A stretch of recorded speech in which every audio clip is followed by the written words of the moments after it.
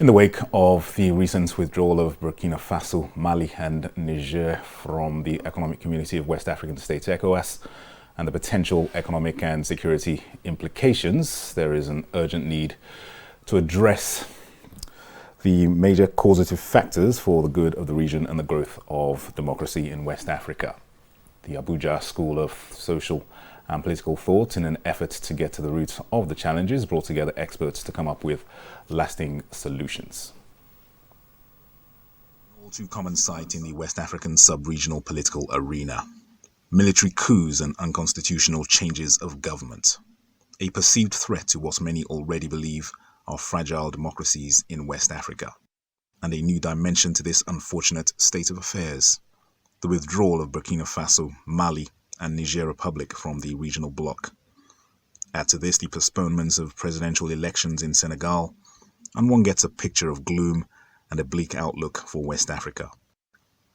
Reversing this trend is what brings these intellectuals and experts together in a discourse organized by the Abuja School of Social and Political Thought in collaboration with Save Democracy Group West Africa.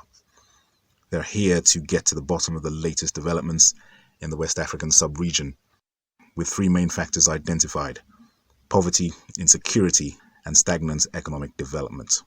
So this triple action, rising poverty, rising fragility and violence, and of course, decreasing economic stagnation and depression in terms of economic growth, means that this should be a prime place for focus for Africans and international people.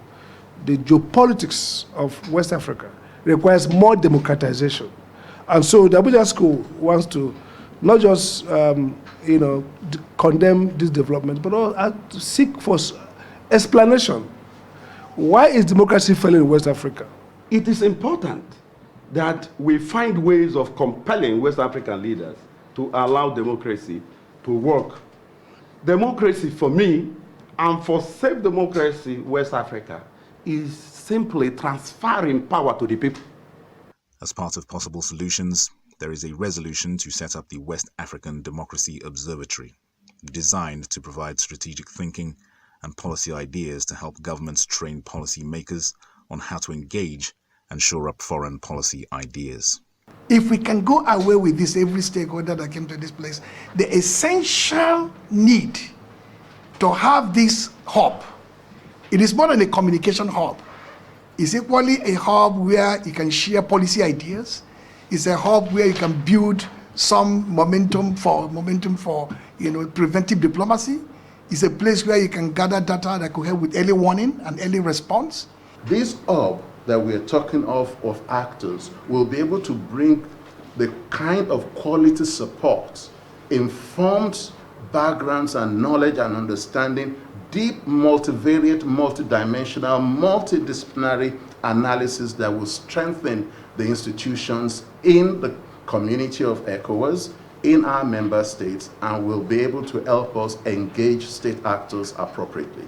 In the end, the goal: to put a stop to the current downward spiral and regression in democratic governance across the whole West African sub-region, and to maximize the potentials of democracy for the benefit of all West African nationals.